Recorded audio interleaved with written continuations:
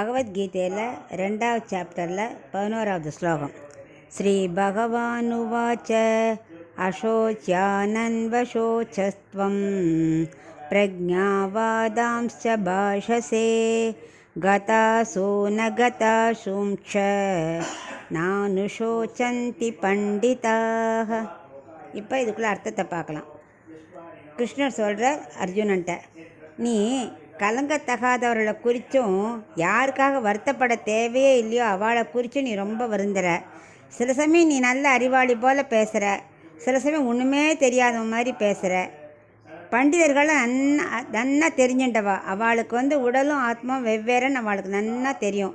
உடல் அழிஞ்சிரும், ஆத்மா அழியாதுங்கிறத பற்றி நன்னா தெரிஞ்சுட்டுருக்கனால அவள் பண்டிதர்கள்லாம் கலங்கிறதே இல்லை. நீயும் அதை மாதிரி தெரிஞ்சுக்கணும். அன்னப்பறவை போல் வாழ கற்றுக்கோ.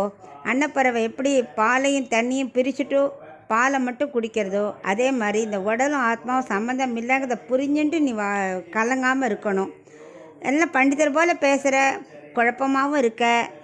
கொஞ்சம் எல்லாம் கிளியராக புரிஞ்சுண்டு ஆத்மா வேறு உடம்பு வேறு நன்னா புரிஞ்சுக்கோ அப்படின்னு இப்போ தான் அவர் உபதேசத்தை ஸ்டார்ட் பண்ண போகிறார். அதாவது சரீரம்னா என்ன தெரியுமா? இழைக்கிறது, தேஞ்சுட்டே வந்தால் அதுக்கு பேர் சரீரம். தேகம்னா என்ன தெரியுமா? பெருத்துண்டே வருது. ஸோ நம்ம தேகம் சரீரம் ரெண்டையும் ஏதாவது இஷ்டத்துக்கு சொல்லக்கூடாது. ஒருத்தர் பெருத்திருந்தால் தேகம், ஒருத்தர் இழைச்சிருந்தால் சரீரம்.